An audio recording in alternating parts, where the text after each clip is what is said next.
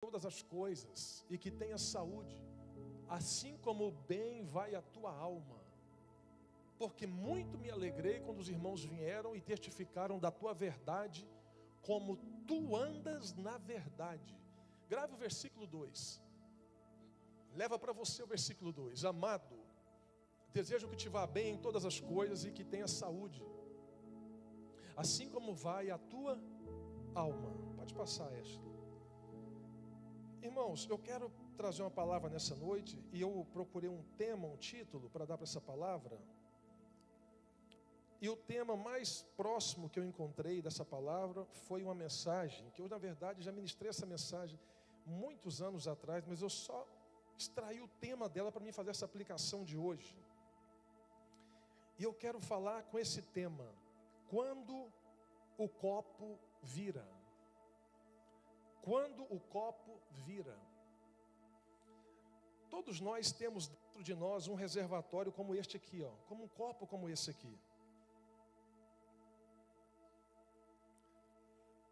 Todo ser humano, ele tem dentro dele um reservatório. E esse reservatório depende, ninguém sabe o nível que está, a não ser você e Deus. Eu não sei. Se eu te mostrar o copo aqui e perguntar quanto de água tem aqui, você não vai saber. Mas se eu te perguntar como que está o copo por fora, tu vai dizer, é um copo da igreja, está com a logomarca, é uma caneca bonita. Porque por fora a gente consegue entender o que está acontecendo. Mas por dentro a gente não consegue entender se a gente não viver ou não estiver aqui dentro. Quando o copo vira? O copo nunca vira do dia para a noite. O reservatório da sua vida nunca enche do dia para a noite. Tudo começa assim, o reservatório da sua vida. Um problema com o filho que não foi resolvido. Enche um pouquinho. Me dá essa garrafa aí, presbítero Clécio, por favor, é melhor. Um problema com o filho que não foi resolvido. Um problema, pode deixar comigo, obrigado. Um problema com a mãe que não foi resolvido. Um problema financeiro que não foi resolvido. Um problema no trabalho que não foi resolvido. Um problema na igreja que não foi resolvido. Um problema, uma briga no trânsito que não foi resolvido. Olha o copo como é que está, quase enchendo aqui. Uma situação que você perdeu o controle, o copo encheu. E aí quando o copo enche, a gente tem que entender duas coisas. Primeiro, o que é espiritual e o que é humano. Se você espiritualizar o que é humano, você vai entrar numa bolha, como tem muita gente aí que está dentro dessa bolha achando que é o diabo e não é o diabo. Algumas coisas vão acontecer. Olha só, quando o copo enche, o que acontece quando o copo enche? É aqui que vem a frustração. Porque esse copo pode virar para a direita, para a esquerda, para frente, para trás. Ninguém sabe para onde ele vai virar. Sabe um exemplo de quando o copo enche?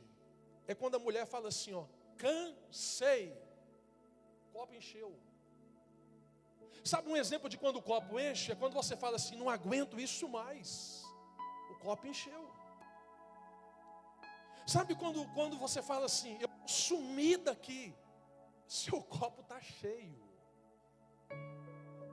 Ah, mas aí você põe a maquiagem, põe a roupa. Se for o homem, arruma o cabelo, põe a roupa bonita, passa o perfume. Por fora está bonito.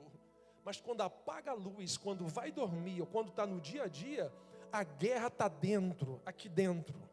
A luta está aqui dentro, o copo está cheio, a lixeira da alma está transbordando. Pastor, é bíblico? Claro que é bíblico. Irmãos, essa semana eu fiquei meditando essa palavra aqui. O Espírito Santo ficou ministrando ela no meu coração. O Espírito Santo falou, prega ela porque alguém precisa ouvir essa palavra. Olha para você ver, 2 Samuel capítulo 21, versículo 15. E tiveram mais os filisteus uma peleja contra Israel, e desceu Davi, e com eles os seus servos, e tanto pelejaram contra os filisteus, vírgula. Agora olha o que vai dizer, 2 Samuel 21, 15. E Davi cansou. O homem que foi chamado segundo o coração de Deus, o cara que venceu Golias, o maior rei de Israel, sabe o que aconteceu com ele? Cansou. Está na Bíblia. Olha o que o salmista vai dizer, Salmos 45, 5. Por que está abatida, ó minha alma? Por que te perturbas dentro de mim? Em outra situação ele está dizendo, o que está acontecendo comigo? Eu não sei o que está acontecendo. O salmista disse isso. Sabe um exemplo que eu gosto muito desse texto? Elias. Primeiro livro dos Reis, capítulo 19, versículo 4. Olha o que o texto vai dizer.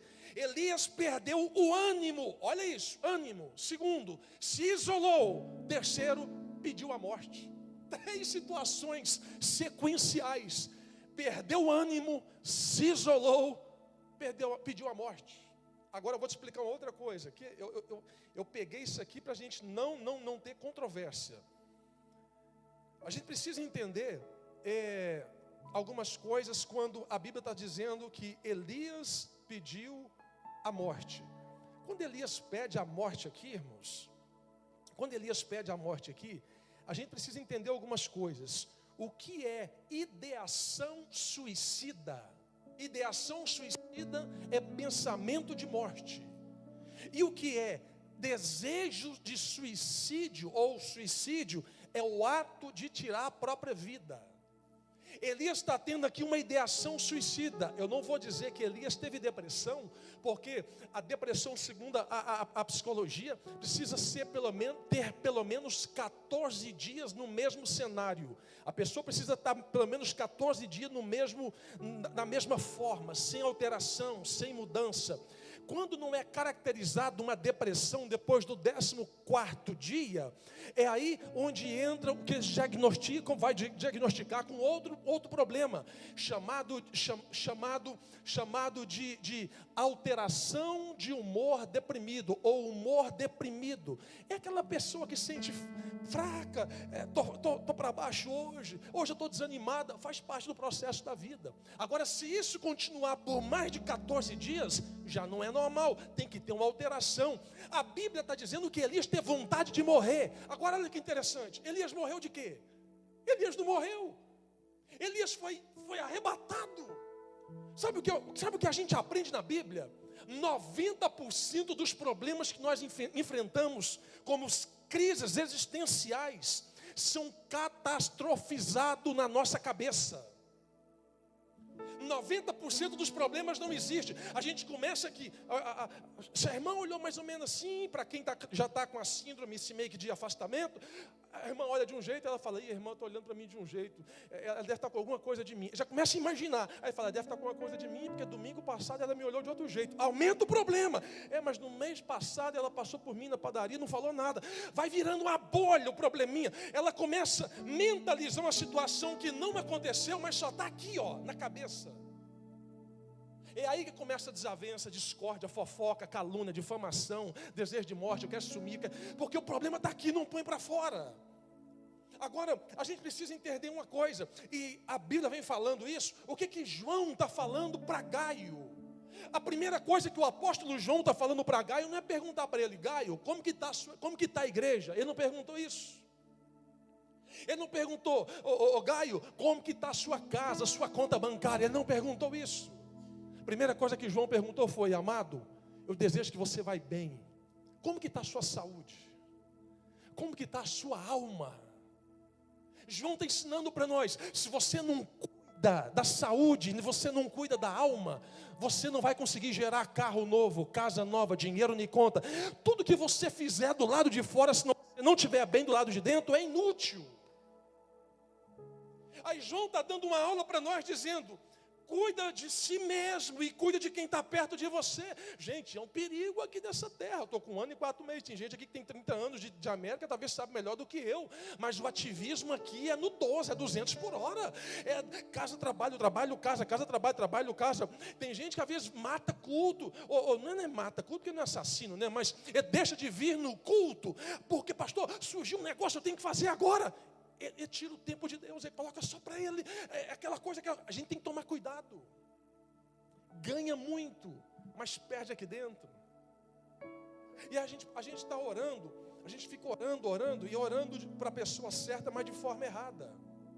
Como que eu orar para a pessoa certa de forma errada? Ela fala, pastor, eu estou passando um problema na minha casa. A gente põe a mão na cabeça e fala, Deus, ajuda ele a resolver o problema na casa dele. Mas a gente não pergunta que problema que é.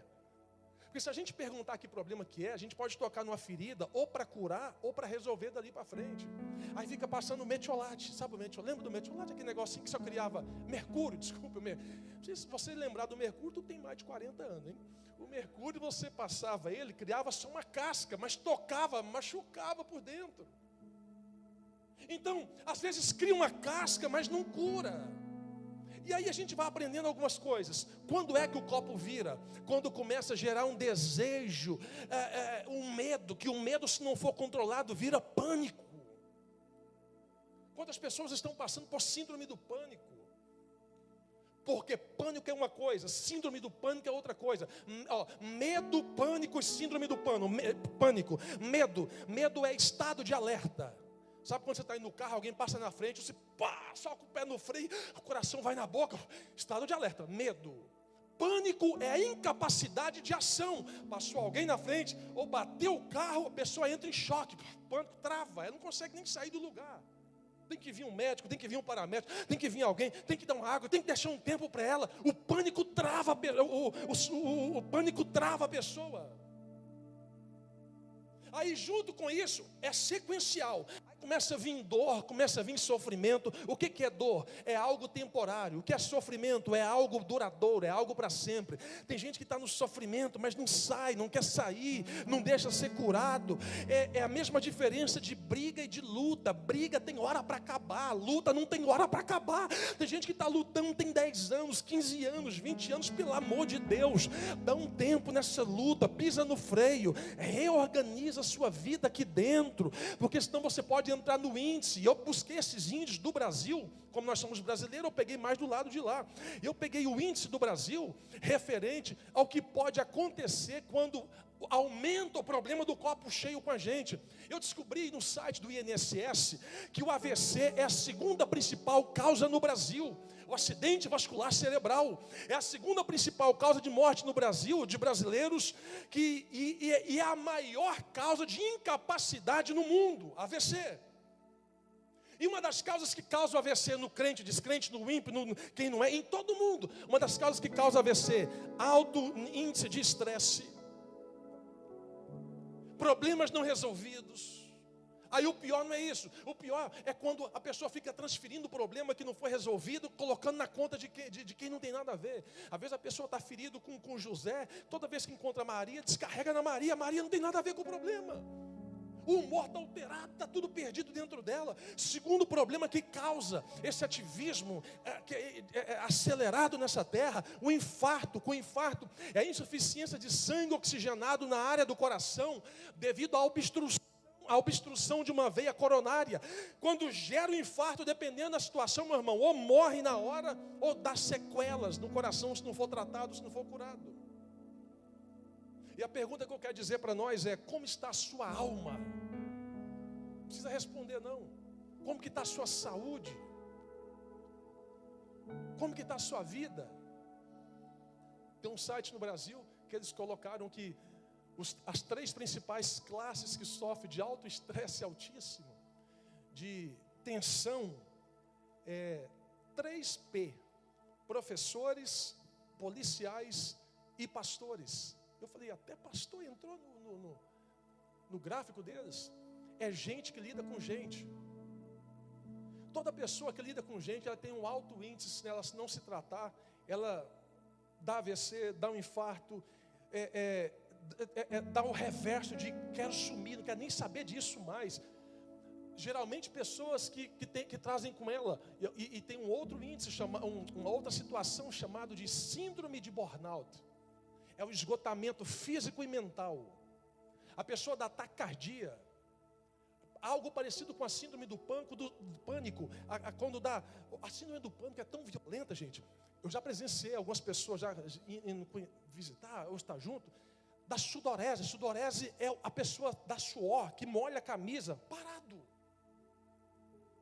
A síndrome do pânico, a pessoa quando ela está naquele momento, coração está quase saindo pela boca, é um medo de algo que nem ela sabe, principalmente da morte. Ela fala, eu vou morrer, eu sei que agora eu vou morrer.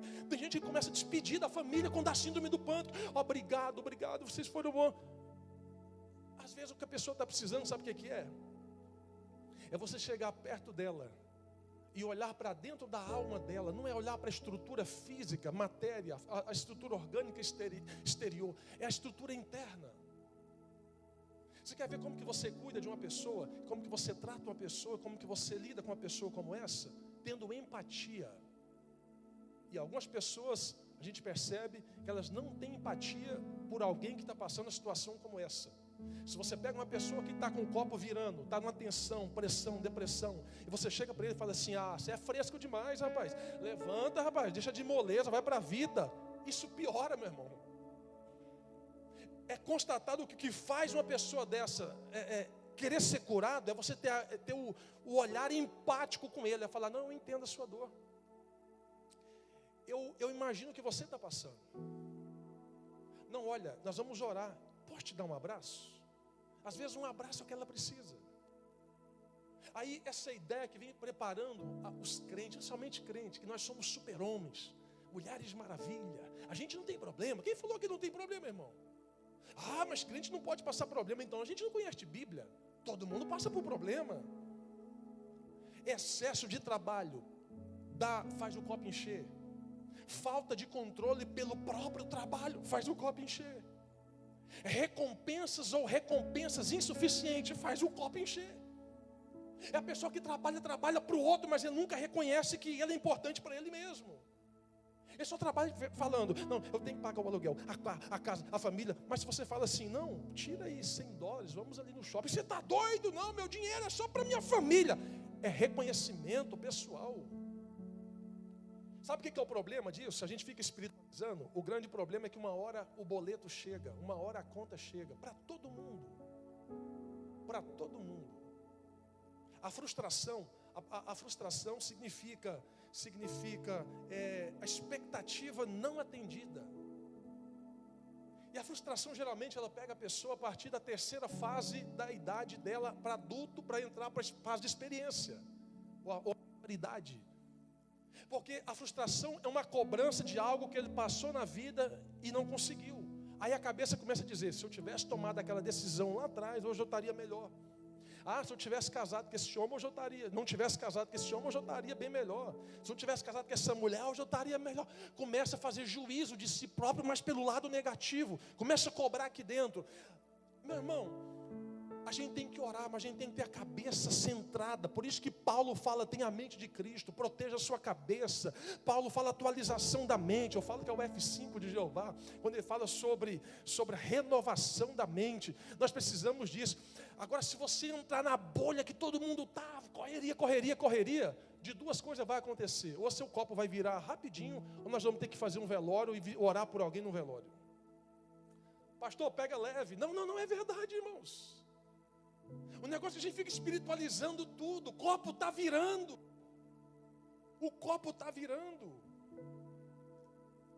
O Espírito Santo está falando ao teu coração nessa noite. A palavra de Deus para a sua vida é: seja você mesmo, mas cuide da sua alma. Cuide da sua família. Você quer ver uma regra de hierarquia? Pastor, o que é primeiro na minha vida? Nunca coloque Deus como primeiro, porque tudo que é primeiro pode ser segundo.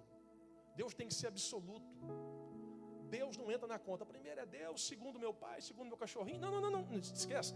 Primeiro Deus é absoluto. Então, vai entrar na conta o quê? Sua família, igreja, trabalho.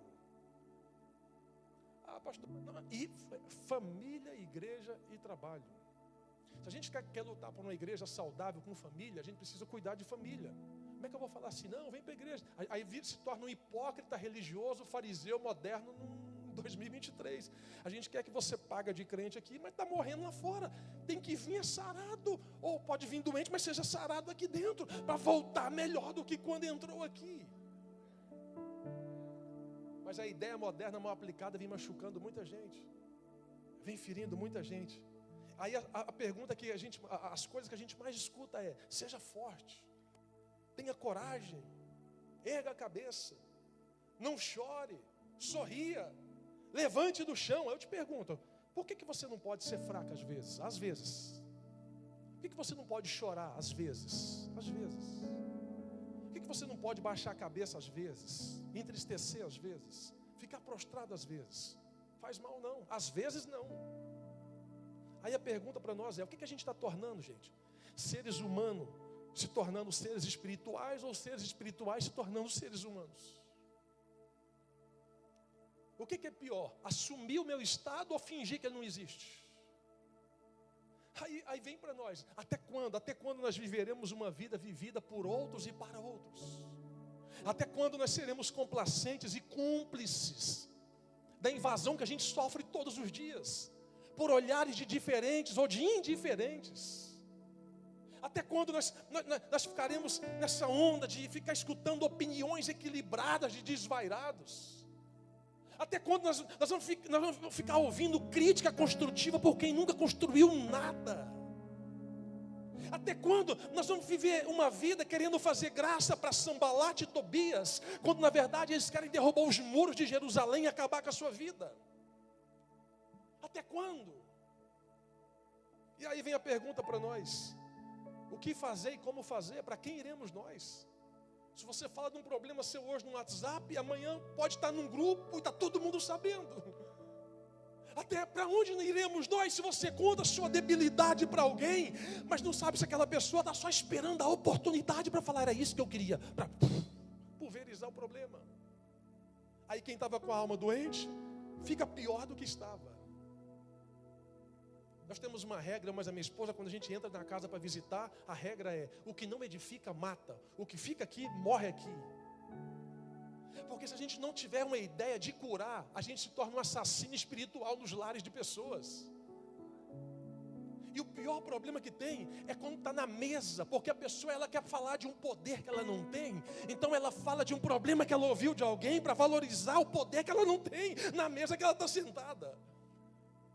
Aí o Espírito Santo vem confrontando nós dizendo, cuida da sua alma, cuide de ti mesmo, não deixe o seu copo virar. Escuta o que eu vou dizer para nós, irmãos.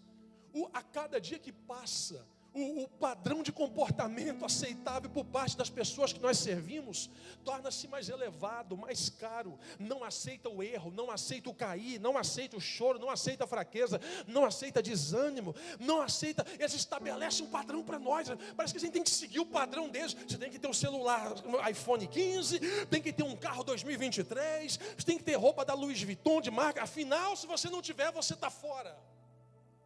Quem foi que falou isso?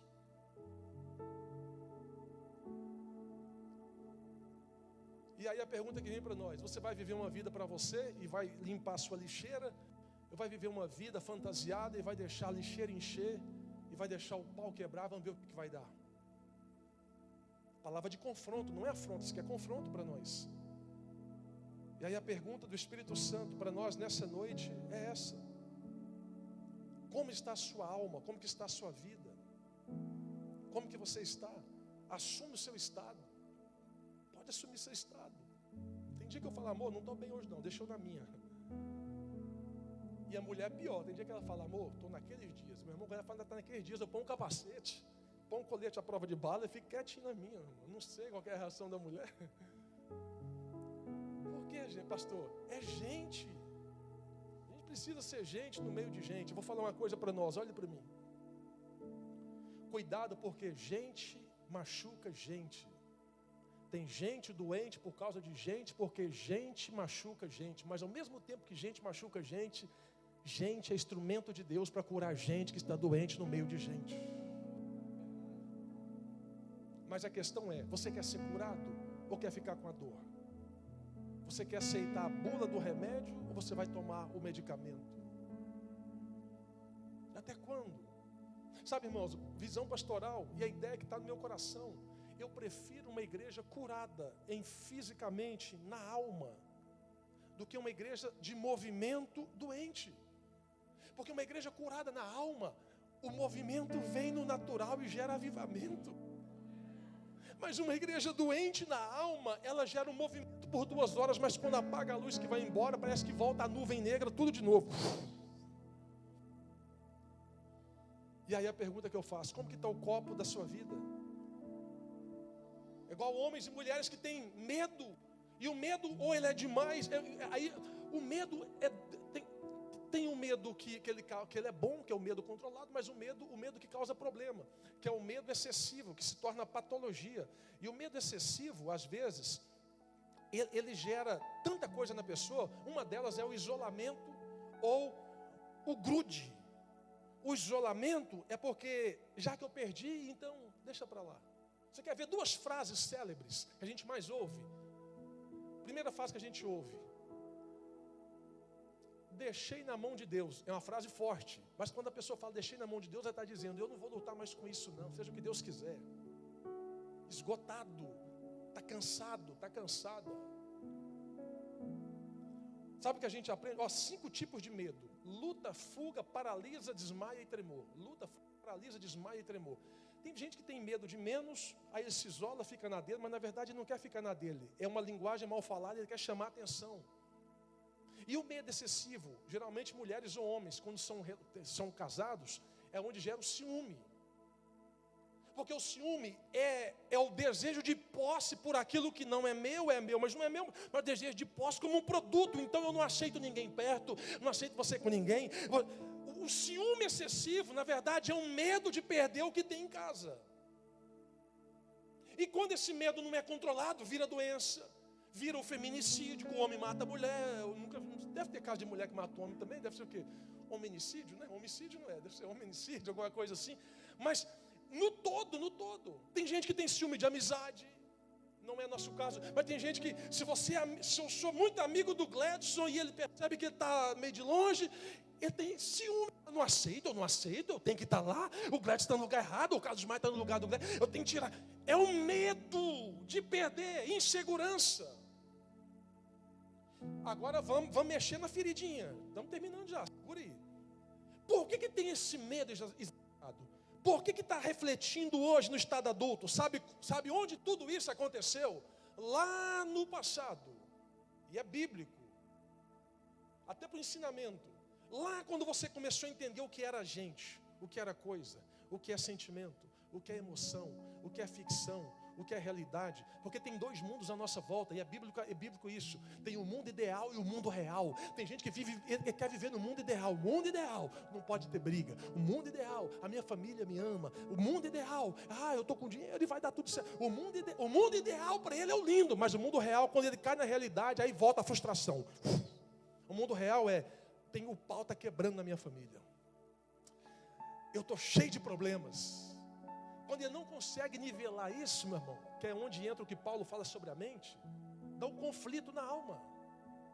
A pessoa fica doente da alma.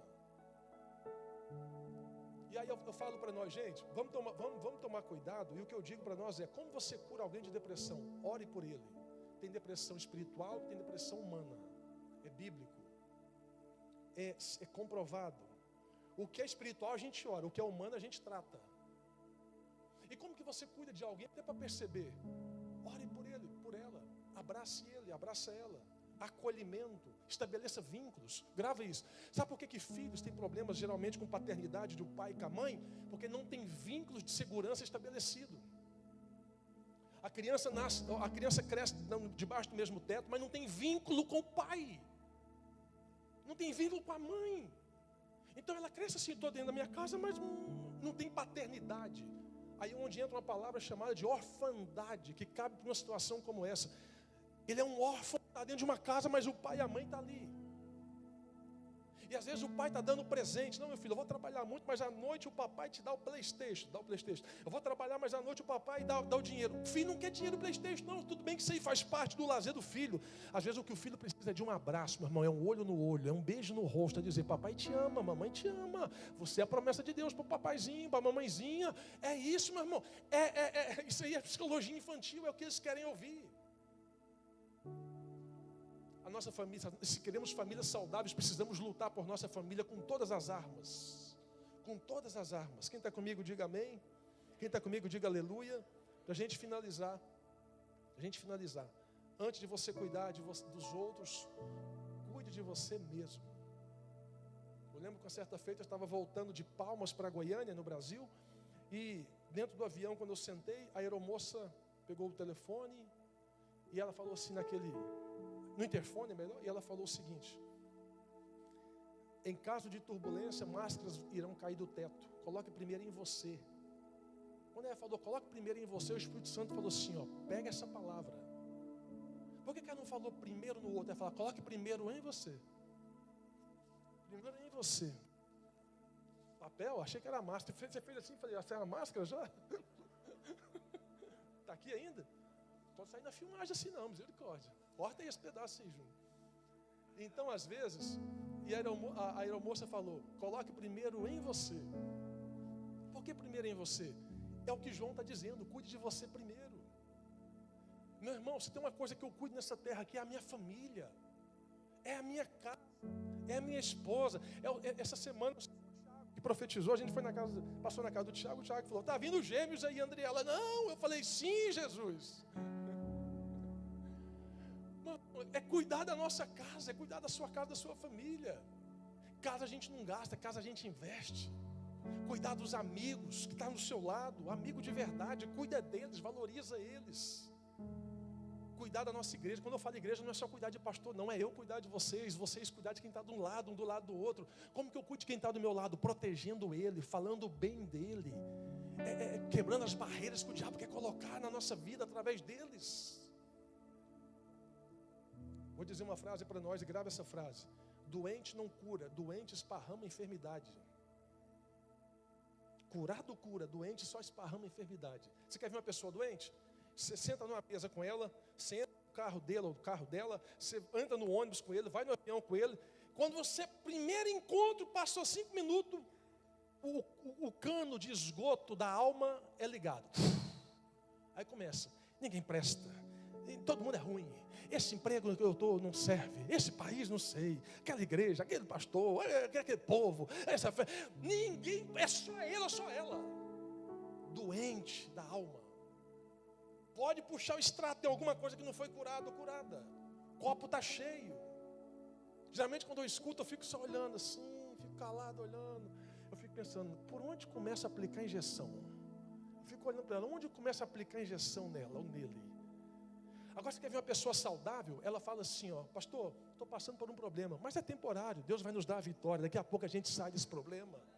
Pastor, está difícil, pastor, vai dar certo, pastor, eu creio em nome de Jesus. Nós vamos passar por problema, gente.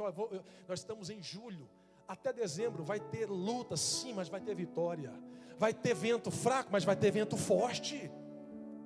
Vai ter portas abertas? Vai, mas vai ter porta fechada também. Vai ter dia que você vai querer comer picanha, não vai dar. Tu vai ter que passar no pó e comprar uma batatinha e dar glória a Deus, aleluia, meu irmão. Faz parte do processo da vida. E uma coisa que eu entendo para nós, e cuidado com isso. Cuidado para você não usar um grau comparativo. O grau comparativo te coloca num nível abaixo e te coloca numa tensão emocional pior do que você estava. O grau comparativo é você andar com quem tem e você não tem, achar que você tem que ter porque alguém que está com você tem. O grau comparativo faz você estourar o cartão de crédito. O grau comparativo faz você ir a lugares que naquele momento você não consegue, mas tem que ir porque afinal a régua comparativa ela está comigo. Meu irmão, você tem dinheiro para usar roupa de marca? Use mesmo, use sem dó. Se não tem, anda com a camisa baratinha. Se pode ir num restaurante caro, vai, come, chama a igreja, chama o pastor, chama todo mundo. Se não tem, come aonde você quiser e onde você puder. Pastor, eu não concordo. Não, aqui não é para concordar, é para respeitar. A palavra está sendo liberada. Agora, o que a gente precisa entender é o seguinte: pega e aplica. Se você pegar e aplicar, tu vai viver bem, sua família vai viver bem, sua casa vai estar bem, seus filhos estarão bem, e o nome do Senhor será glorificado na sua vida. Você pode aplaudir o nome de Jesus. Eu não tenho vergonha nenhuma de falar. Quando eu tenho, eu vou. Se eu não tenho, eu não vou. Eu não tenho vergonha nenhuma de falar, pastor, eu posso. De falar, pastor, hoje eu não posso. Eu quero orar por você. Eu quero orar por você. Até a Síria está concordando comigo. Falou, é mesmo? Eu quero orar por você. Pode mudar, Ashley. Eu quero orar por sua vida, eu quero orar por sua casa. Eu quero profetizar essa palavra aqui, ó. Pode mudar, Ashley, aquele último. Isso, eu quero profetizar essa palavra para a sua vida, do último slide, vai voltar a ter alegria. Quem concorda nisso, diga amém. Vai voltar a ter alegria. Sabe o que eu gosto, gente? Pega esse versículo. O salmista fala assim, ó: o choro pode durar uma noite, mas a alegria vem ao amanhecer. Parei, não é comum isso não. O choro pode durar uma noite. Está dizendo, o dia sai, a noite entra. A noite entra, o dia sai. Ele está dizendo, tudo é processo. Tem o tempo da noite, tem o tempo do dia, mas tem o tempo da honra de Deus na sua vida, na nossa vida. Eu quero que você vai sair daqui hoje. Daqui a pouco nós já vamos fazer a ceia bem rapidinho, já vamos finalizar, dar os avisos e finalizar. Mas eu quero que você pegue essa palavra. Sai daqui hoje, tu vai fazer uma tarefinha para casa, é com você, não é nem comigo não. É o que tem que melhorar com você mesmo, com a sua família, com a sua esposa. Puxa o extrato, conversa. Foi aqui nessa terra, um irmão falou, pastor, me ajuda, eu estou com a situação aqui, eu preciso resolver. Eu falei, tem quanto tempo que você está com essa peleja? Tem 17 anos. Eu falei, varão, tem 1 ano que eu cheguei na terra, eu vou precisar de mais 16 anos para entender seu problema. Você está com 17 anos que essa situação até hoje não resolveu. Você pensa que uma oração que a gente vai fazer, do dia para a noite, o Aladim do céu vai fazer, problema resolvido? Não é assim não, porque tem o lado ação humano. Tem 16 anos com uma cultura de problema, do dia para a noite não muda. É gradativo. O espiritual muda, mas o humano é gradativo. Eu quero te convidar a ficar em pé, eu quero orar por você, com você. Eu quero orar por sua família, eu quero orar pelos seus filhos. Eu quero orar por sua casa. Você que talvez está aqui, está dizendo, pastor, eu preciso esvaziar a lixeira da minha vida. Eu preciso jogar para fora, joga fora hoje. Joga para fora hoje, o Espírito Santo está falando para você, eu cuido, eu renovo. Joga para fora hoje, para de viver remoendo os problemas do passado, a sua família. Pastor, existe família? Família perfeita existe? É claro que não existe. Mas existe um lar com menos problemas e que segura a onda até o toque da trombeta. Fecha os teus olhos, eu quero orar por você e com você. Pai, eu preguei a sua palavra, Senhor, não é a minha. Pregamos a sua palavra nessa hora, Jesus. Cura o coração de mulheres, de homens, de filhos nessa noite. Assim como o apóstolo João falou com Gaio, como vai a tua alma, a tua saúde. Eu te peço nessa noite, cuida da saúde dessa igreja, Jesus. Livra-nos do AVC, livra-nos do infarto. Nos ajude a ter prioridade do nosso tempo como via de regras, ó Deus.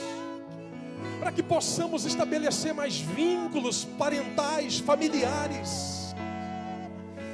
Nos ajuda, Senhor, na nossa caminhada a enxergar o céu pelo lado de dentro. Nos ajude a ser gente no meio de gente. Nos ajude a curar gente no meio de doente. Nos ajude a ter remédio, Senhor, para superar as dificuldades, as intempéries do dia a dia.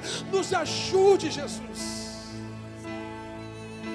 Cure a alma desse homem e dessa mulher, Senhor. Tire essa tensão, essa pressão, essa frustração. Não deixe ele viver debaixo ou ela debaixo de uma depressão. Aumente o amor no coração dela e no coração dele. Em nome de Jesus. Você pode falar uma palavra de remédio para você? Diga comigo, Senhor, eu tomo posse. Não, diga, Senhor, eu tomo posse dessa palavra para minha alma. Diga, Senhor, eu tomo posse dessa palavra para minha vida. Diga, Senhor, eu tomo posse dessa palavra para minha família. Tem alguém com família aqui? Se você tiver, dá um abraço da sua família, marido com esposa, do seu filho. Se não tem, um amigo com amigo, uma amiga com amiga, mulher com mulher,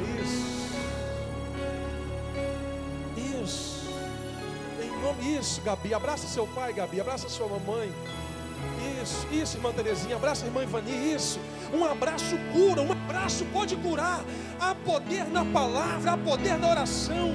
Não podemos perder a química do contato um com o outro. Seja curada em nome de Jesus. Seja curada em nome de Jesus.